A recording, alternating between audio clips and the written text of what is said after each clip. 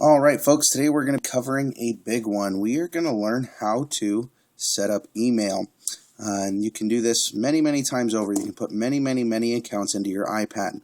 And the way that you set up your email is the first thing you want to do is find your settings button. It looks like a little cogs and wheels. It says settings. You'll go in there, you'll touch that. And in here is where you can adjust all kinds of different things inside your iPad. What you want to be looking for is on your left-hand side here. It says Mail, Contacts, and Calendars. You go ahead and select that. And let's just suppose we're somewhere else. You'll notice things on the right side change when you pick something on the left side. So you go Mail, Contacts, and Calendars. You'll notice I have a few accounts already set up. I am going to go ahead and set up another account. So what you want to do is go ahead and hit Add Account.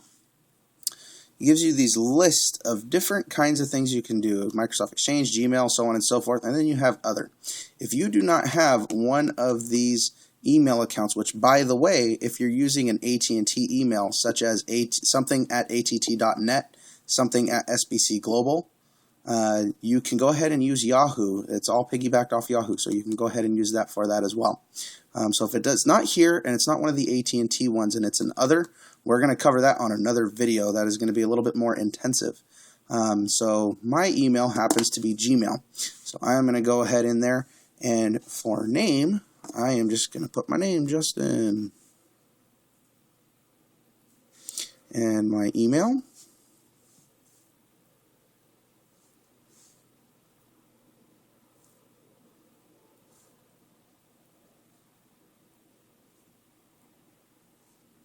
Go ahead and type that in there. All right, and then your password. If you don't know your password, I'm going to try and get some videos up on how to retrieve your password if you happen to have forgotten it or anything like that. But at the moment, you will need to know it.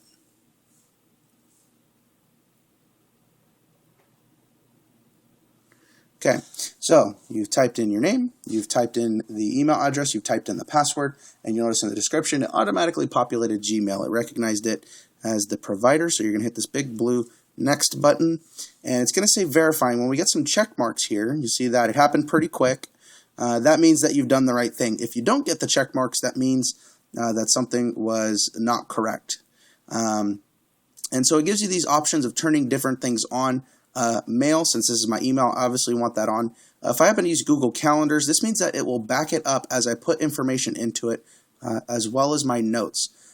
If you're not sure exactly what backing something up to the cloud means at this point, better to have it on than off. So if you can go ahead and turn it on, I would recommend to do so. It's not going to hurt anything. It's only going to make things easier in the future. So as many on switches as you get for your particular email provider, go ahead and turn as many of them on as you can, and then hit the big blue save button.